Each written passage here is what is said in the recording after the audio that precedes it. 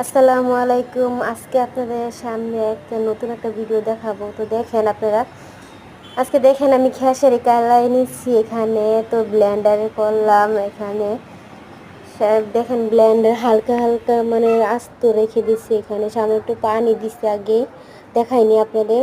তো এখানে নিয়ে আসছি হালকা একটু মরিচের গুঁড়া, আর একটু হলুদের গুঁড়া, একটু লবণ, আর একটু খাবার বেকিং সোডা দিয়ে ভালো মতো মাখাইয়ে নিলাম আমি।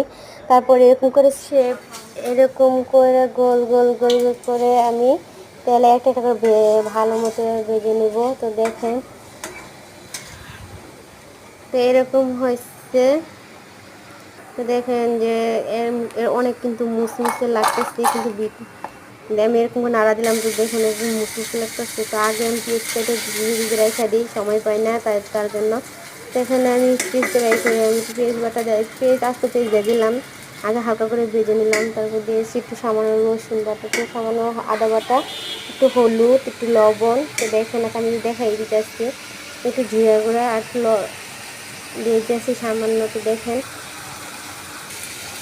আর এখানে কিছু টমেটো দিয়ে দিব। এখন আমার কষানো শেষ, আমি টমেটোর সাথে দিয়ে ভালো মতো কষাই নিব। এইভাবে দেখেন কষাই নেওয়ার পরে আমি এখন ঝোল দিয়ে দেবো। এখন জল দিয়ে দেবো। জল দেওয়ার পরে তারপর দেখেন আপনারা, আমি অনেকক্ষণ মানে একটু ঝাল করে নিব, কিছুক্ষণ জাল করে নিব।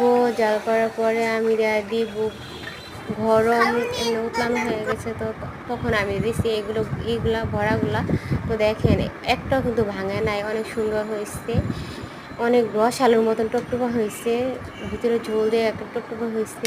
অনেক খাইতে কিন্তু অনেক মজা হয়েছে, যেরকম দেখতে সুন্দর এরকম খাইতে কিন্তু অনেক মজা। ভিডিও যদি ভালো লাগে অবশ্যই লাইক করবেন, শেয়ার করবেন। তো দেখেন আপনারা বাসায় অবশ্যই রান্না করে খাই দেখবেন।